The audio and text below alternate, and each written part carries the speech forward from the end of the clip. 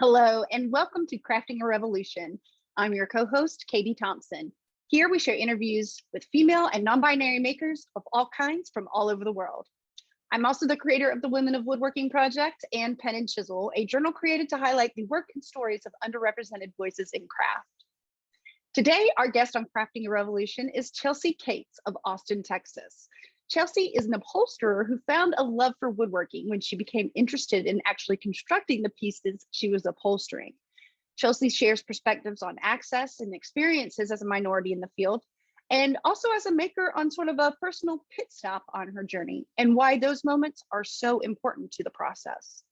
Before we get to the interview, I'd like to make a huge shout out to our patrons on Patreon.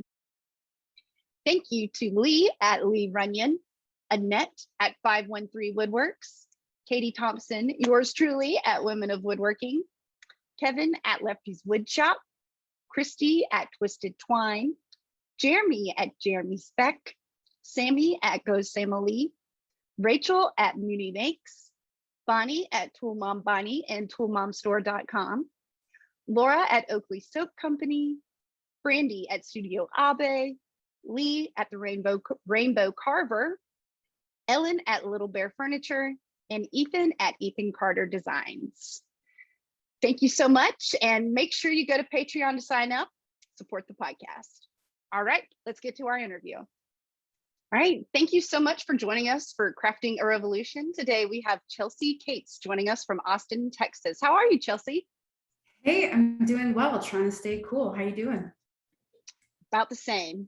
Yeah. Sweating it out. So Definitely.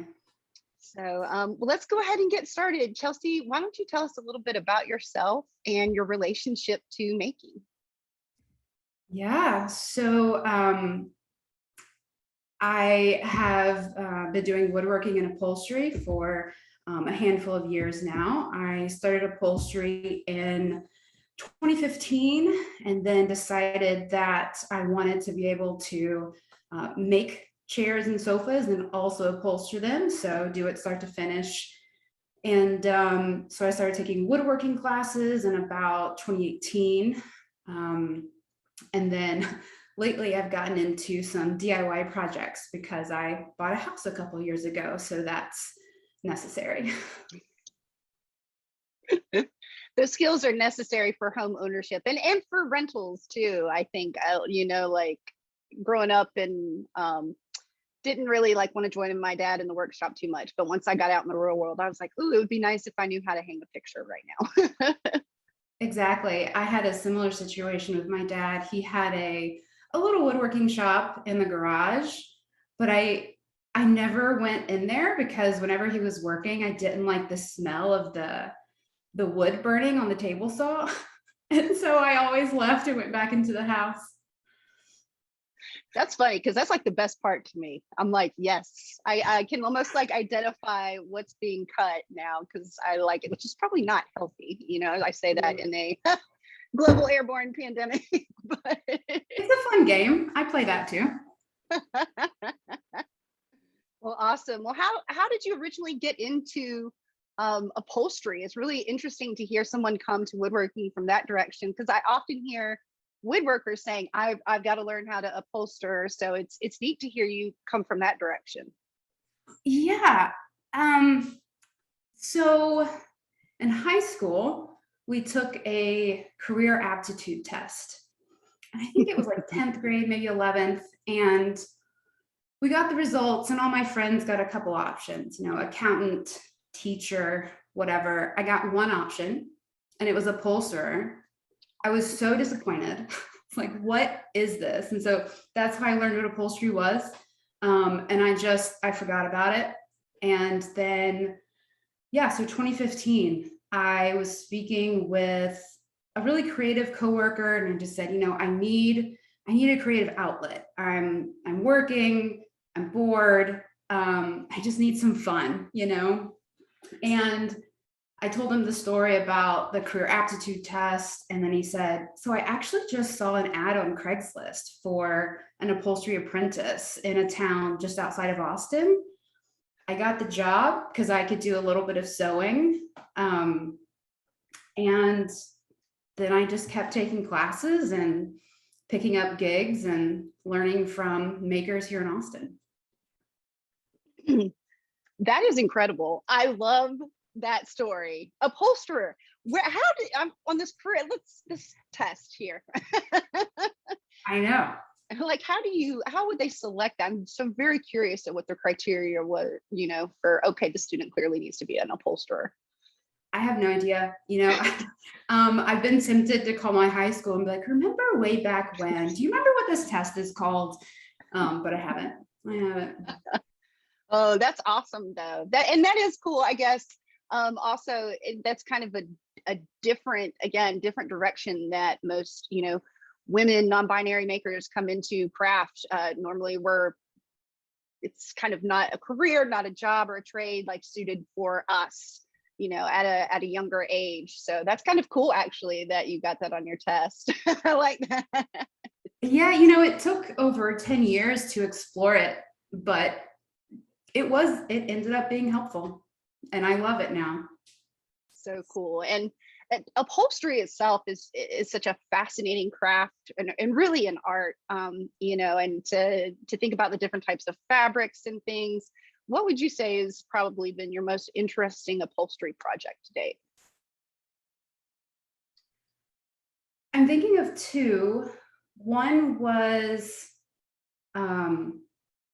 several years ago, my dad and I built a bed frame, and I had some leftover lumber. And so I got a chair that needed some TLC off of Craigslist, I think it was, and it had some water damage on the legs. And so I replaced the legs with that matching lumber. And then I decided that I was going to try using a velvet fabric for the first time.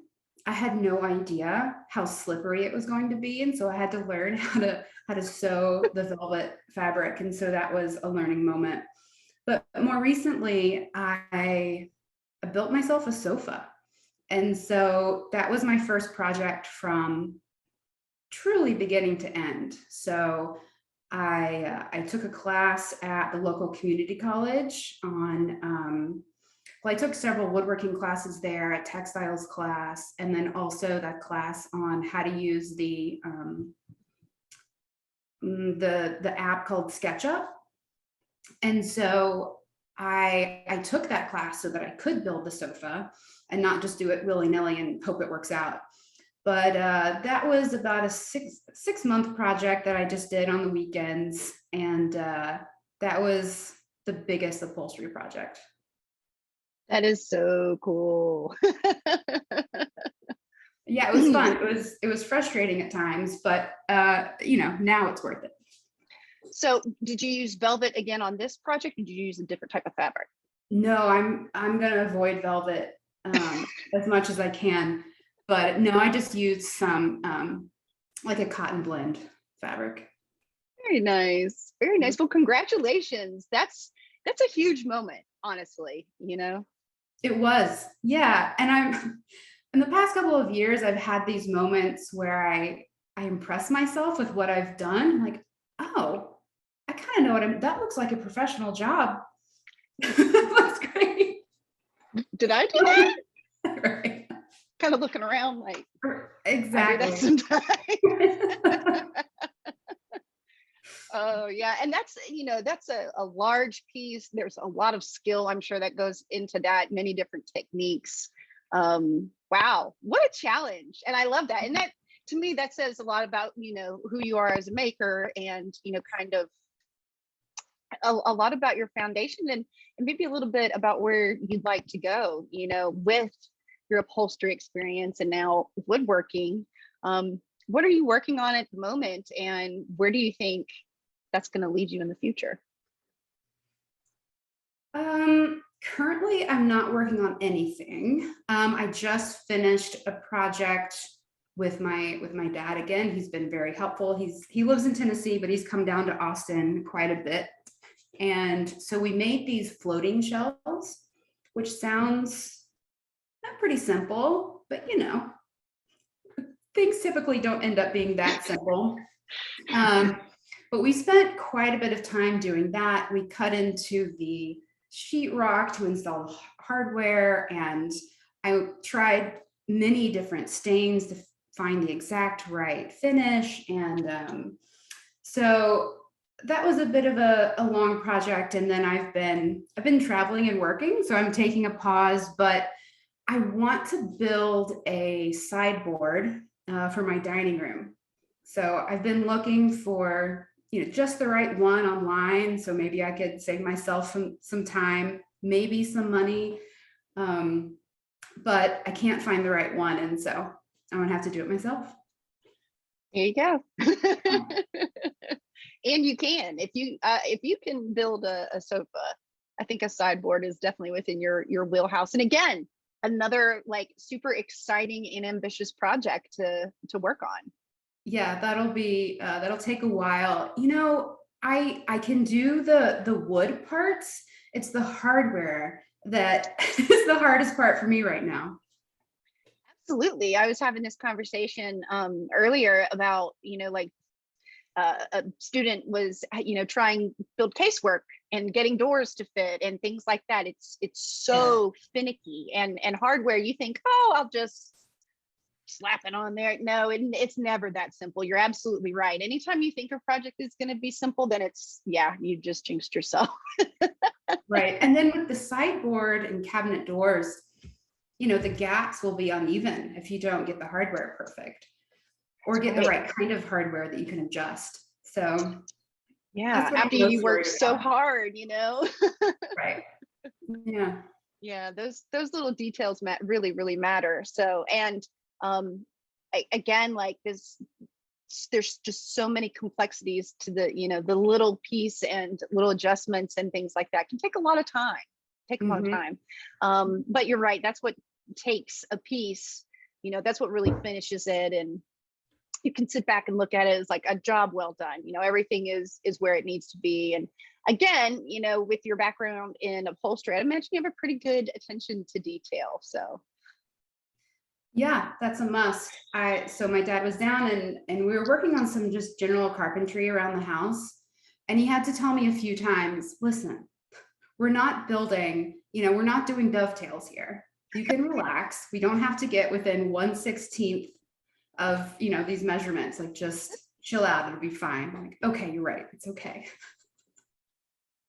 yeah, that's definitely sounds like I'm talking to my husband. Like everything he does, he wants to do the dovetails. He wants to, just because he can, and it's fun. And it's like, we really need kitchen countertops or whatever it is at the time. Right. So Yeah. oh, well, awesome. Well, sounds like you've been in Austin for a number of years. There is a huge, craft makers community down there. What has your experience been like in that community? That there are a lot of makers, and they all kind of know each other for the most part. And so it really does feel like a community. Um, I've worked with several incredible makers here in Austin. So um, I worked for an upholsterer. Her name is Kim Smith. She has an upholstery shop called Rainwares, and you should definitely check her out. She's on Instagram. And then Adrienne Romine with Half Halt. Her whole team is incredible, so much fun, very talented. And then Daniel Morrison, the founder of Yucca Stuff. Yeah. Very cool. Very cool. Awesome. Yeah, it's and I know just over the years there's a lot of fairs that come through there, a lot of markets and things like that. So it's also a good place for folks from out of town to really come. And Austin really is it's a neat place. Having grown up in Texas, it's totally different from the rest of the state, which is great. But it really is a destination, and I love how it's like maintained this just level of curiosity in what's going on in the greater world, and the craft community has absolutely benefited from that. So as a minority in this industry in general, we all kind of face different challenges and different barriers that other folks might not be completely aware of. What are some challenges that you have faced, in upholstery craft making, you know, um, as a minority in the field? I've worked with mostly with women makers. And so that's been great to have that many options here in Austin. They're great mentors, they're great examples. They've navigated being women makers really well. And even with working with, some of the guy makers here, they've just been so respectful and encouraging. I think I've had great luck. There have been times where I don't exactly feel like, I'm 100% part of the community or the boys club, but it's never been intentional. And I remember one time I was working in this big co-op. It's called Splinter Group in East Austin. And so there are probably about a dozen makers that just share space, and they each rent their own little bay. And so we were sharing a bay with a couple of makers, and I mentioned to one of them that I had a jointer, and he just couldn't believe that I had a jointer at home. And it just felt good, a little flex. Like, yeah, I do. Oh, I love that. Yeah, and I ask, not to get too political with things, but I live in South Carolina, very, very red state, very conservative. Texas is also that way. And I see a lot of parallels in Charleston and Austin being, cosmopolitan, kind of almost very blue liberal areas compared to the sea of red they're surrounded by. So I love to hear that that's your experience, because other women in Austin have had the same experience too. Amanda Russell, who's an apprentice with Philip Morley and teaches at the Austin School of Fine Furniture. She is just an A+ human, and it makes me happy to hear. I hope that we'll get to a point where people will say, well, I've been lucky, to not have experienced so much. I would love for that to become the norm.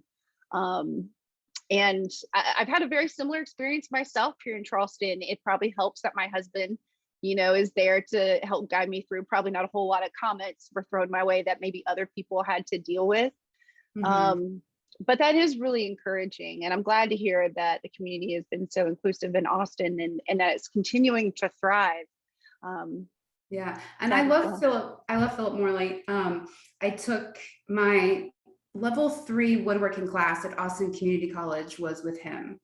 Oh, and so when I took that first woodworking class, level 1, the instructor told us about Philip. And I was like, I'm going to take his class. And so I drove probably 45 minutes each way to a different campus so that I could attend his class. And it was great. At the end of the semester, so I was working full time, and then I drove, pretty far to get to his class at night. I was exhausted every day, but man, I tried. I wanted to get as much as I could out of that class. And so at the end of the semester, I hadn't finished our final project. And I was so tired. I was like, this was a great class, but I got to go home and go to sleep. And he just looked at me and said, you make me doubt my abilities as a teacher. Because I had lollygagged, like everyone else had finished, and we giggled about it. It was in good fun. It was fine, but it did light a fire under me to focus and try my hardest. And so it's been a good lesson.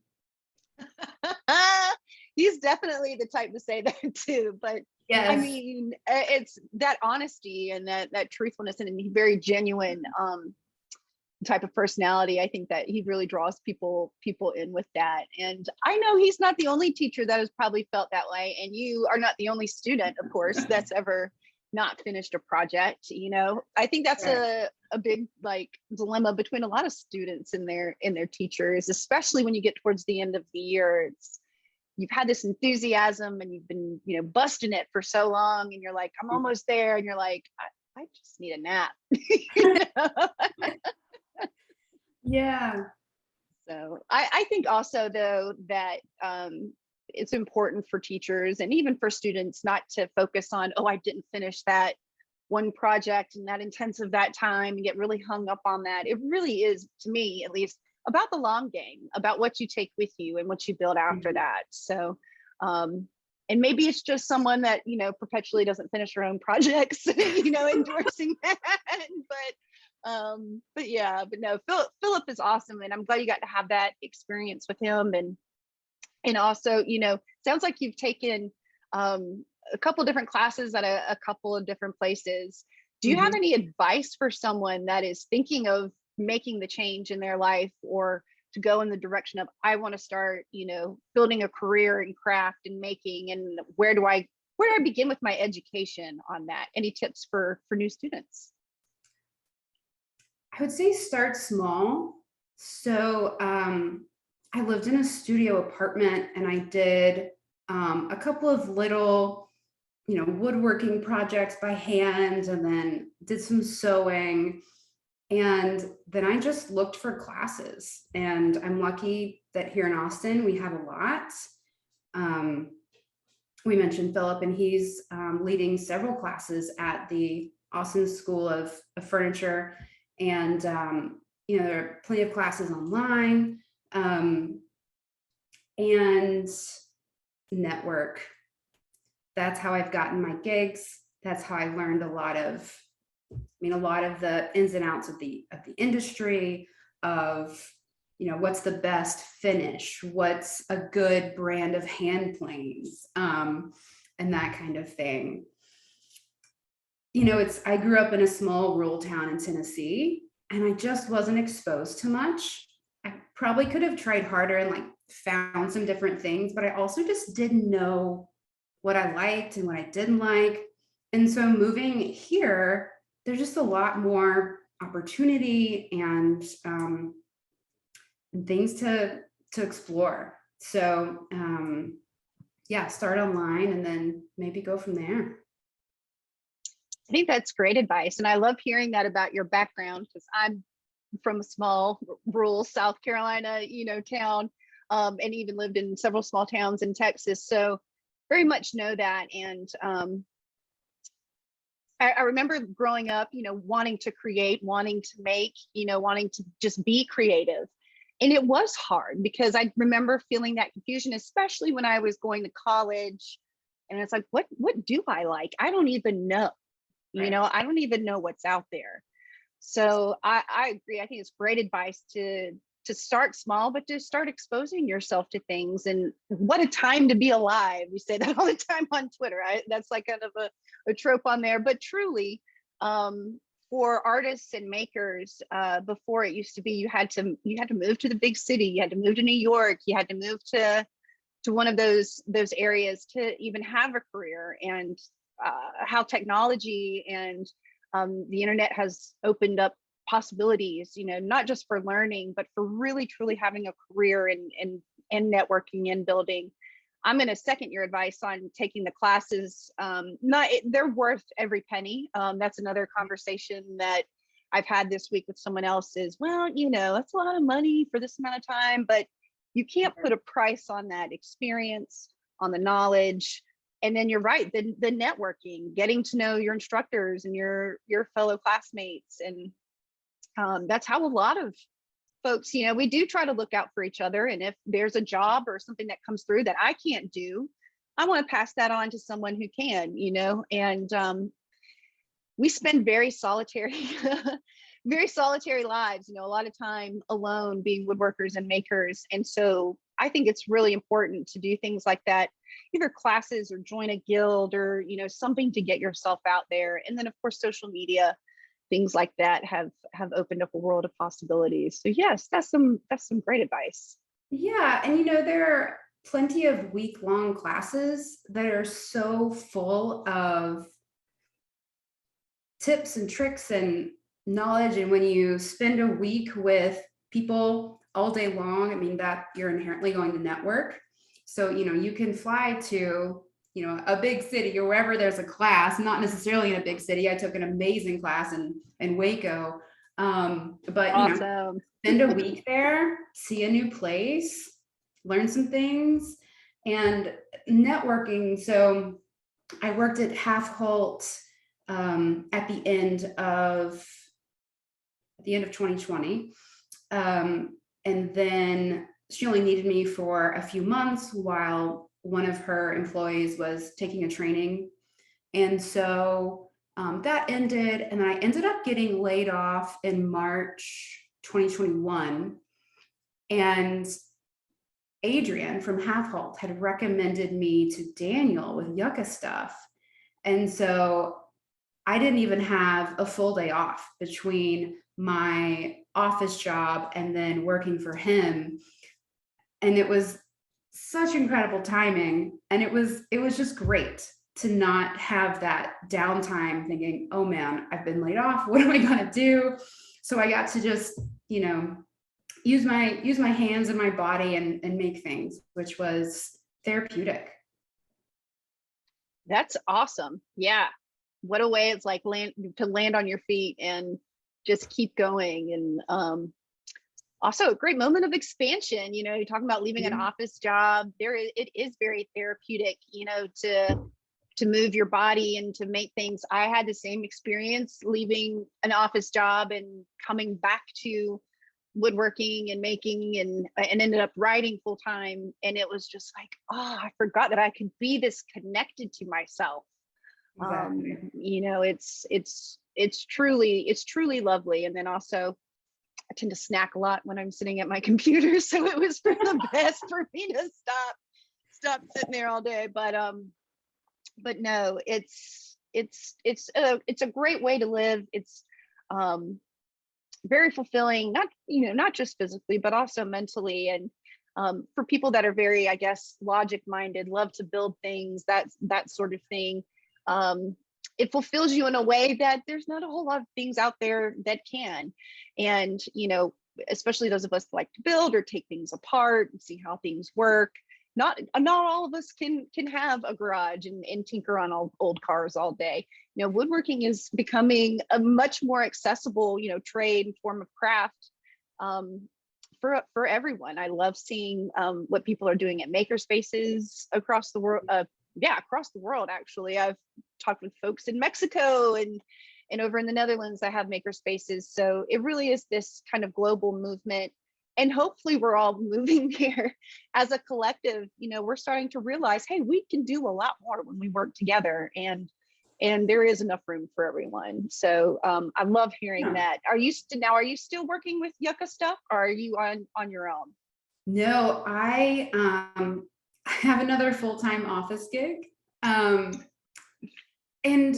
so when I was working with Daniel at Yucca Stuff, I got really into it. I was so excited. And I applied to the 9-month furniture making program at, what's it called? The place in Rockford, Maine. Center for Furniture Craftsmanship. Yes. So I happened to be accepted into that, which surprised me. And I was ready. I was ready to go to Maine. I bought a parka. I was on my way out. And I ended up getting this job that I had been wanting for years. Well, I can always go back and do this program. One day I might even have the money for it. And so I decided to keep this job and just make things for my house and make things for fun. I do want to do it more, but right now I like doing it for fun and not making it work. And so I'm enjoying that part of it. I wanted to mention something. You asked about people getting into trades. When I applied to that 9-month program, I also got a scholarship from the Micro Works Foundation. And so they give scholarships to learn all sorts of trades. And I highly recommend checking it out and applying if you want some sort of funding to attend whatever training. So that's great. And they gave me quite a bit of money. So I ended up not accepting it, but because I didn't go to the program, but I highly recommend checking it out. Wow, what a hard decision. Whew. It was really hard because not only did I, not get to go on this adventure that I was ready for, I was dreading the winter, but other than that, I was excited. And then I also gave up quite a bit of money in scholarships It was hard. It was a hard decision, but again, I can do it later. It's okay. Absolutely. And you bring up a great point. I've been there myself. After spending a lot of time having to make for a living, having it be, I've got to have stuff for this show. I've got to have, this is how I pay my bills. It is nice now, to be mostly writing, interviewing, doing that sort of thing. And to be able, when I'm in the shop, I'm making things that I really want to make. Mhm. It's not, is this going to sell? And even commissions and stuff like that. Sometimes it can feel very, it's, you're going to, forming somebody else's ideas, basically their preferences, and to be able to just make whatever you feel like making. I call it making bad art for me, because there's a lot of stuff I'm like, ooh, I'm glad I'm not trying to sell this. This is, what is this? But Right. yeah. Yeah, I was excited about that 9-month program because I kept thinking, I'm going to be a real furniture maker. This is going to take, it's going to make me official. And then since I've made that sofa, I made those, worked with my dad on those floating shelves and a couple of other little projects. And I thought, well, actually, I'm already a real furniture maker. This just might, help me level up a little bit, or quite a bit. But absolutely, there's people that go to classes and intensives and will not make a sofa. So hey, to each their own. Good point. Yeah. The school of life. Mm-hmm. Yeah, and woodworking, well, a lot of trades and creative outlets do teach a lot of life lessons. I've tried to learn patience from woodworking, persistence. When I started, I would just jump in and not really do much planning and just hoping that it all worked out. Rarely did. So I've learned to enjoy that planning stage. It is fun to brainstorm and think about different ways to do things. And but I hated that at first. I hated it. I like to move fast, get it done, appreciate the end result. But I have learned a lot of, just life lessons and focus, resilience, and accept that I might make really expensive mistakes. And it just is what it is. Yeah. And just you bring up such a great point of the creative process itself. I ran into the same thing. I want to get it done. I want to see it so I can go on to the next thing, and it is just not that way with woodworking. And I still try to fight and resist it. But even just in the creative process in general, I have recently discovered how valuable taking that time away is, again, to just make what you want to make, or sketch or plan. The planning part, that you cannot, that's definitely, I think, a hard thing for a lot of artisans in general, especially people that are trying to make a living off of this as a small business owner. Completely underestimate how much planning and how important planning is. And even just building a piece of furniture, you need to know you got to know the steps. Right. And planning is very important for giving people quotes for how much a project will cost. That is something that I'm terrible at.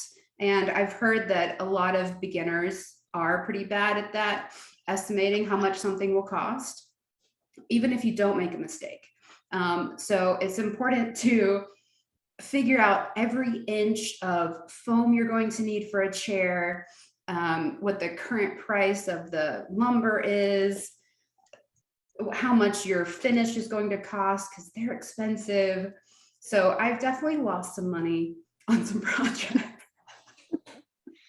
I think we all have, and you're right. They're expensive. I feel like there's no mistake that is less than like $100 and won't take like 2 days off of your schedule. Like it's always something like that. But there's also where there's a lot of learning, and like the lessons that you talk about. Not only are you learning, wow, I'm not going to do this in my process next time. you kind of learn a little bit about yourself. I mean, I remember how impatient I was when we got started, or I got started. You spend all this time. I remember it was a cutting board, and you get the whole thing done, and I'm like putting the finish on it, and it just like a piece, not the joint, but just a piece of wood snapped. Like it was just the piece, it was going to, that was what's going to happen. There's nothing, it was unavoidable. And I just was so angry, so angry. And that was the time I really had to like first process through that and have that same lesson of like, not everything's going to go the way you want it to. You can be right there at the finish line and trip and fall on your face, and like and sometimes you just have to accept it. And woodworking teaches you, for as much control as you try to have over this element, over wood, or you still very much have to work with it. It's, if anything, it's running the show. You're just kind of working with it. So it's a very humbling material to work with. Very, yeah. In upholstery, because fabric, you can hide holes a little bit better. Interesting. Instead of with, an extra hole in a wooden piece of furniture, it's a little harder to hide. So upholstery is a little more forgiving, but woodworking, you really got to be diligent about what you're doing. I've heard a good quote, that, you can like determine like the skill of a woodworker, not so much like on what they build, but like how they fix their mistakes. And it's so true. It's so true. Yeah. There's been many pieces where you're like, I'm like, oh, this is great. I love this little aspect. And they're like, oh, well, actually that split, or I had to do this, or, and it's like, Bob Ross, happy little accidents. But in the moment you're like, ah. So yeah, it's important to embrace those moments, because sometimes they end up really bringing out the character of the piece, and sometimes they just end up on the scrap pile. Right. Some firewood. Oh goodness. Well, now that you've spent some time in multiple industries of craft, multiple areas, what are some things that you would like to see change moving forward for women, non-binary makers, minorities in the craft industry? What are some things you think the community would really benefit from as far as inclusion? Well, I was thinking just trade schools, just having access to training. Like I mentioned, Austin Community College has some great classes. They're fairly affordable. And I think in other parts of the world, it's just easier to get training for different trades. And I think just that alone would make a really big difference. Absolutely. Increasing access. And it's so wonderful to see initiatives like, Aspen Goal and the Chairmaker's Toolbox and scholarships and things like that, really removing some of these barriers. You mentioned earlier, scholarships.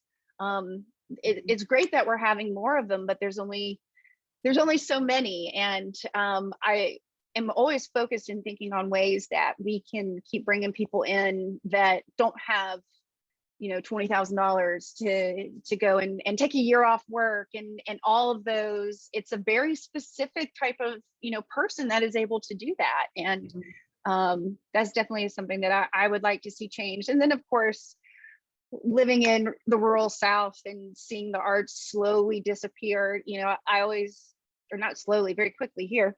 I think a lot of Jasper Johns, he grew up across the lake from me, and he had this prolific career, and just this really abstract way of thinking, totally different than what I would imagine anything coming out of Sumter, South Carolina.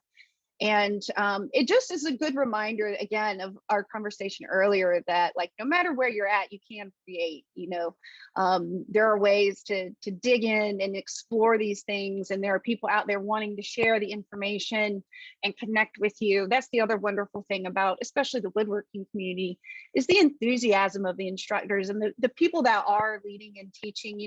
They get you excited. You get excited because they're excited, and that's just a wonderful thing. Yeah, it is. And I follow a lot of makers on Instagram, and a lot of them are in rural areas.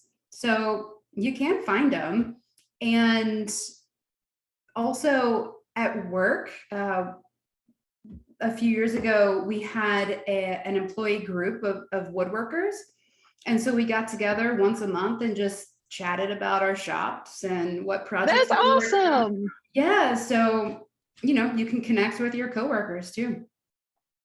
Absolutely. I'm hoping that, especially over the last decade with this huge resurgence of focus on making, really expanding beyond the studio furniture realm of things. Woodworking can be fine art, it can be contemporary craft, it can also be DIY, smaller objects, more of the makers focused approach to things. And yeah, it's an exciting time. And I'm really glad that you're a part of it. And thank you so much for spending this time speaking with me.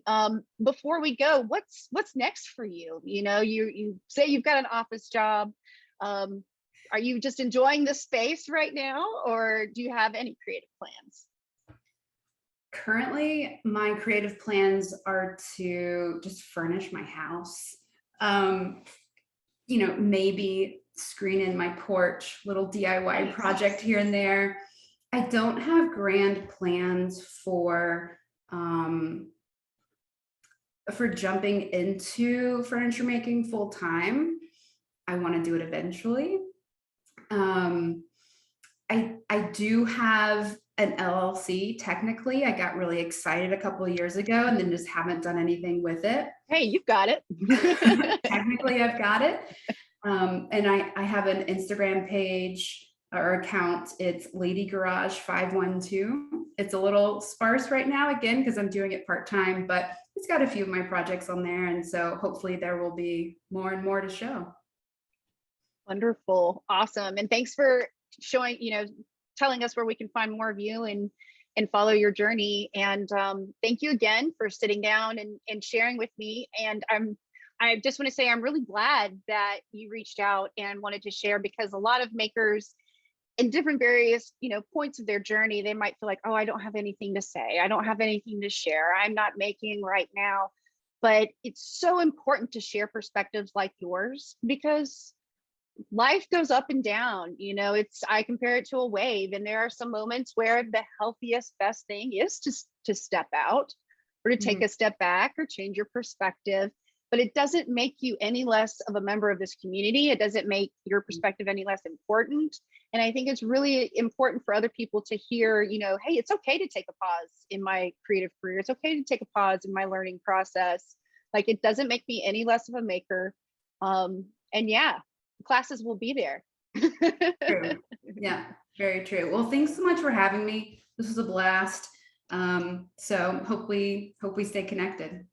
That would be wonderful. Thanks so much, Chelsea. Thanks. Have a good one. That's it. Thank you so much for tuning into our interview with Chelsea Cates. I will include links on where to follow her in the show notes for today's episode. If you don't know where to find the show notes, check out the podcast app you're listening on. In the podcast description, there should be links there, or you can find it in the description box down below on YouTube, or you can head to freemanfurnishings.com/podcast and find this week's episode and past episodes and links there too. Be sure to follow along on Instagram at Crafting a Revolution, and yours truly at Women of Woodworking. If you enjoyed today's episode, please be sure to subscribe and follow. Head over to iTunes and leave a 5-star review. We sincerely appreciate the support. Thank you again for tuning in. Let's go craft a revolution. She, her, them, they got something they wanna say. Solution for the toxic masculinities.